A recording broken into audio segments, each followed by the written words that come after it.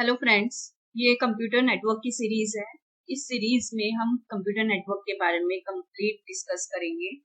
ये जो कोर्स है ये आपके एमसीए के लिए, बीसीए के लिए, बीटेक के लिए, इन सभी एग्जाम्स को क्लियर करने में आपकी हेल्प करेगा और आपके गेट एग्जाम, नेट का एग्जाम जो होता है उसमें भी आपको काफी हेल्प मिलेगी। चलिए आज हम देखते हैं what is computer network. Computer network actually है क्या, इसके बारे में बताइए। देखो, कंप्यूटर नेटवर्क जो होता है इसमें मल्टीपल कंप्यूटर्स होते हैं जिसका हम नेटवर्क बनाते हैं। इसलिए बनाते हैं ये नेटवर्किंग हम इसलिए बनाते हैं ताकि हम रिसोर्सेज को शेयर कर सकें। अब ये रिसोर्स क्या होता है? रिसोर्स कुछ भी हो सकता है, आपकी एक फाइल भी हो सकती है रिसोर्स, आपका प्रिंटर हो सकता है, यानी कि एक हार्डवेयर भी हो सकता है रिसोर्स, और एक सॉफ्टवेयर भी हो सकता है रिसोर्स। तो रिसोर्स कुछ भी हो सकता है। उस रिसोर्स को शेयर करने के लिए हम कंप्यूटर नेटवर्किंग का यूज करते हैं। तो रिसोर्स को शेयर क्यों करना है? देखो, शेयरिंग हम इसलिए करते हैं ताकि हमारी कॉस्ट कम लगे। जो कॉस्ट है आपकी वो लेस हो जाए। सपोज आपके पास 3 कंप्यूटर्स है, ठीक है, 3 आपके पास कंप्यूटर है। तीनों के लिए आपने क्या किया, अलग से प्रिंटर नहीं लिए, क्योंकि आपको अगर प्रिंटर लेने होंगे तो 3 लेने पड़ेंगे, एक इसके लिए, एक इसके लिए, एक इसके लिए। लेकिन आपने क्या किया, एक ही प्रिंटर ले लिया और उसको कनेक्ट कर दिया। ठीक है, इसको हम बोलते हैं नेटवर्किंग। जब आप कनेक्ट कर देते हैं ना तो उसको हम नेटवर्किंग बोल देते हैं। मल्टीपल नोड्स यानी कि मल्टीपल कंप्यूटर्स को जब आप कनेक्ट करते हैं एक लेआउट में, उसको हम नेटवर्किंग बोलते हैं। तो आपने क्या किया, कनेक्टिविटी कर दी, लेआउट बना दिया, नेटवर्किंग कर दी। एक प्रिंटर को अभी तीनों के तीनों कंप्यूटर्स यूज कर सकते हैं। तो इससे क्या हुआ, आपकी कॉस्ट लेस हो गई ना। तो कॉस्ट लेस हो जाती है, बस इसके लिए हम यूज करते हैं नेटवर्क। ठीक है, share the resources and information. यहाँ पे आप देखो, computer network is a collection of interconnected devices. Interconnected यानी कि एक दूसरे से जब वो कनेक्ट होते हैं कंप्यूटर, या तो फिर डिवाइसेस आप इसको बोल सकते हैं। कुछ भी हो सकता है, प्रिंटर हो सकता है, कंप्यूटर हो सकता है, लैपटॉप हो सकता है, आपका खुद का मोबाइल हो सकता है। ठीक है, तो ये सारे क्या है, डिवाइसेस होते हैं। जब ये इंटरकनेक्टेड होते हैं, जो शेयर करता है रिसोर्सेज को। रिसोर्सेज यानी कि फाइल हो गई, प्रिंटर हो गया, कोई भी हार्डवेयर या सॉफ्टवेयर, उसको रिसोर्स को लेंगे। एंड इंफॉर्मेशन, इंफॉर्मेशन यानी कि data. This devices can include software computers, server, printer and other hardware device.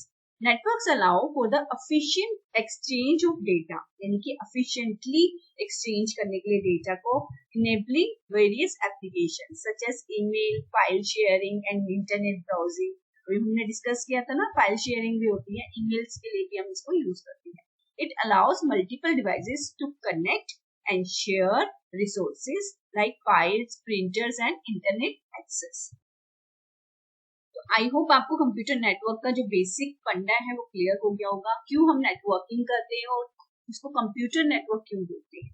Networking किस लिए करते हैं, शेयर करने के लिए। शेयर आपके क्या होते हैं, रिसोर्सेज होते हैं, और वो रिसोर्सेज क्या हो सकते हैं, हार्डवेयर भी हो सकते हैं और सॉफ्टवेयर भी हो सकते हैं। अब इन रिसोर्सेज को शेयर करने के लिए हमें किसकी जरूरत पड़ती है, कंप्यूटर्स की जरूरत पड़ती है, डिवाइसेस की जरूरत पड़ती है जो इंटरकनेक्टेड होते हैं, जिसको हम इंटरकनेक्ट करते हैं और उसके बाद हम उनको शेयर करते हैं रिसोर्सेज। ठीक है, तो उसको इसीलिए हम इसको बोलते हैं कंप्यूटर नेटवर्क।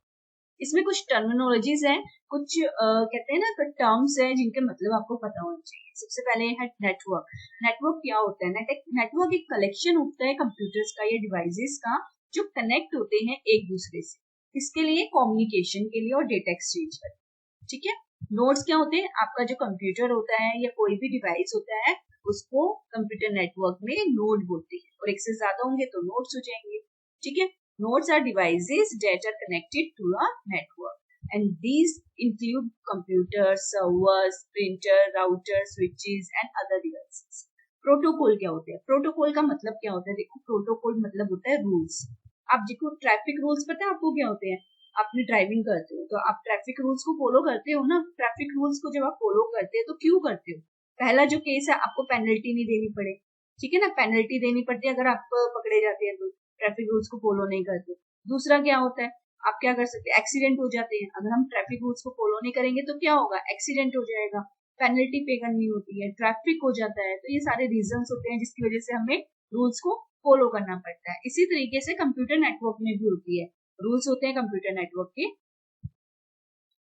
और वो रूल्स क्या होते हैं? वो रूल्स होते हैं कि आप जो सेट ऑफ रूल्स होते हैं जो स्टैंडर्ड्स को यूज करते हैं। कुछ स्टैंडर्ड्स होते हैं, कुछ प्रोटोकॉल्स होते हैं जिनको हम यूज करते हैं ताकि हमारा जो कम्युनिकेशन है डिवाइसेस के बीच में वो अच्छे से हो जाए। A protocol is a set of rules and standards that govern how data is transmitted over a network. For example, TCP/IP जिसके बारे में हम आगे पढ़ेंगे, HTTP के बारे में पढ़ेंगे, एंड फाइल FTP। FTP का मतलब होता है फाइल ट्रांसफर प्रोटोकॉल। तो ये कुछ प्रोटोकॉल्स है, ये कुछ रूल्स है। जब हम डेटा को एक्सचेंज करते हैं ना, जैसे मेरे पास ये एक डिवाइस है और एक ये वाला डिवाइस है, इनके बीच में मुझे डेटा क्या करना है? शेयर करना है। तो कौन सा ये प्रोटोकॉल, कौन सा वो रूल यूज करना पड़ेगा इनको, तो उसको हम बोलते हैं प्रोटोकॉल्स। ठीक है, कुछ रूल्स होते हैं डेटा को सेंड करने के, कि मुझे पैकेट्स की फॉर्म में देना है या ओपनली मुझे अपना डेटा सामने से बताना है, उसको शेयर करना है, या मुझे पैकेट्स की फॉर्म में, पैकेजेस की फॉर्म में मुझे अपने डेटा को सेंड करना है। तो वो सारे क्या होते हैं? प्रोटोकॉल्स होते हैं, इस टाइप के प्रोटोकॉल्स होते हैं। टोपोलॉजी का मतलब होता है लेआउट। लेआउट क्या होता है? लेआउट का मतलब होता है डिजाइनिंग करना। जैसे इंटीरियर डिजाइन करते हैं ना, अपने घर को आप सजाते हैं, ऐसे ही लेआउट का मतलब होता है, टोपोलॉजी का मतलब होता है सबसे पहले लेआउट। लेआउट का मतलब होता है डिजाइनिंग करना, कि आप अपने कंप्यूटर्स को किस तरीके से अरेंज करेंगे, किस तरीके से डिजाइन करेंगे। अब देखो टोपोलॉजी बहुत सारी होती है, बस भी होती है, रिंग भी होती है, इनके बारे में हम आगे डिटेल में पढ़ेंगे। एक छोटा सा मैं आपको एग्जांपल देती हूँ। यहाँ पे देखो बस टोपोलॉजी के बारे में हम देखते हैं, बस किस तरीके से डिजाइन होती है। अगर हम बेसिक बस देखें तो कैसी होती है बस? कुछ इस तरीके से होती है, यहाँ पे भी सीट्स होती है, ऐसे कुछ सीट्स होती है, ठीक है ना, ऐसे, और बीच में एक आने जाने का रास्ता होता है, और फिर यहाँ पे भी सीट्स होती है, ऐसी होती है ना बस।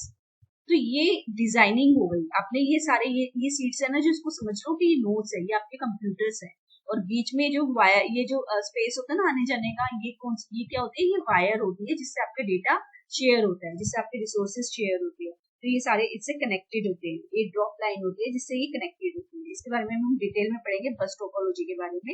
अभी हम बस इसका लेआउट समझ लो कि क्या होता है। तो ये क्या है? हमने डिजाइनिंग की है, इस तरीके से हमने अपने नेटवर्क को डिजाइन किया। तो ये कौन सी टोपोलॉजी होगी, कौन सा लेआउट हो गया? ये बस टोपोलॉजी, इसको लेआउट बोलते हैं। ठीक है, तो network topology refers to the physical and logical arrangements of nodes on a network. The common network topologies कौन सी होती है? Bus, star, ring, mesh and tree.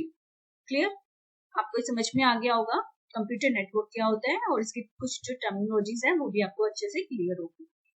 Next जब आते हैं हम पढ़ते हैं basic characteristics of computer network. Basic characteristics क्या है इसकी, जो कंप्यूटर नेटवर्क की है, क्या चीज है? पहले तो है कनेक्टिविटी।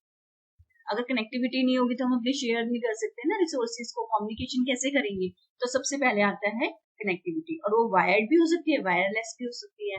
वायरलेस का कनेक्शन कैसे होता है? जैसे वाईफाई के साथ कर लिया आपने, ब्लूटूथ का यूज कर लिया।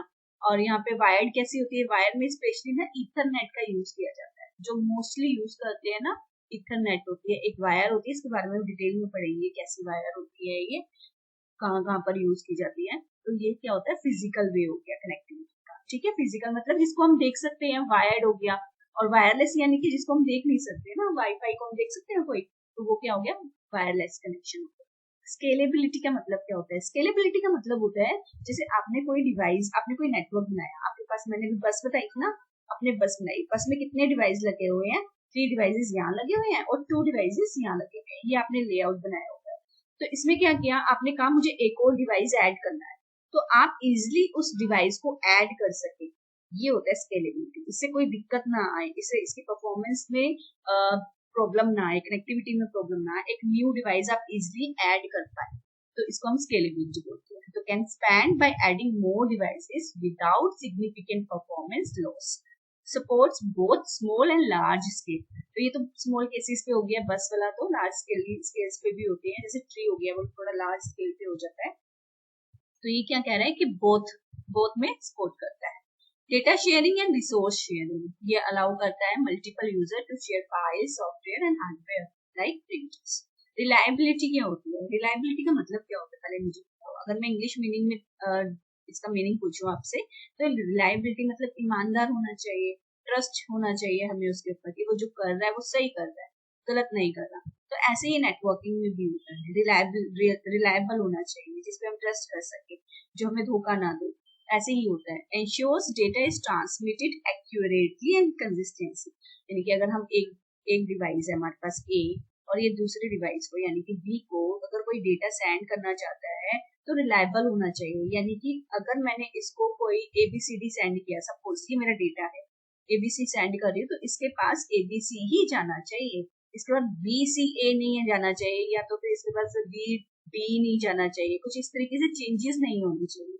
एक्यूरेटली ये कंसिस्टेंट फॉर्मेट में डेटा जाना चाहिए। मैं इस पे रिलायबल हूँ, मतलब मैं इसको ट्रस्ट कर रही हूँ कि ये कोई डेटा को लॉस नहीं करता, जैसा मैं भेज रही हूँ वैसा ही सेंड करता।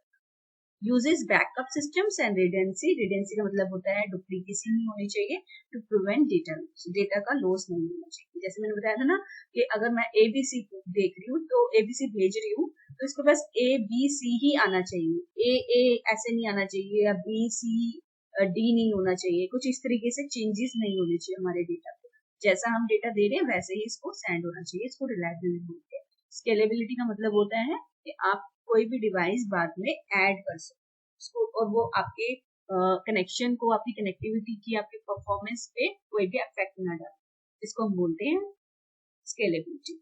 Clear?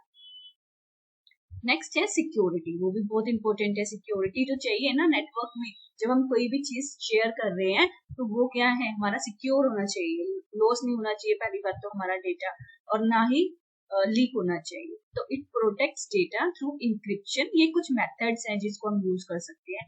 Authentication and firewalls. Encryption का मतलब क्या होता है, जैसे अगर आपने एबीसीडी लिखा है, ये आप भेजना चाहते हैं यूजर को, तो ये इंक्रिप्ट कर देगा किसी इस तरीके की कुछ लैंग्वेज होती है, इंक्रिप्शन की अलग अलग लैंग्वेज होती है, कुछ इंक्रिप्टेड फॉर्म में भेजेगा जिससे कि यूजर को ही समझ में आएगा, जिसको आप भेज रहे हो उसको ही समझ में आएगा, अनवांटेड यूजर को समझ में नहीं आएगा।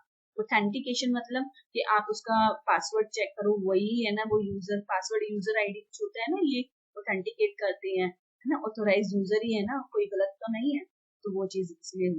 फायरवॉल्स आपके पास विंडोज में मिल जाती है। Prevents unauthorized access and cyber threats, इसके लिए हमें अपना सिक्योर होना, हमारे नेटवर्क का सिक्योर होना बहुत जरूरी है।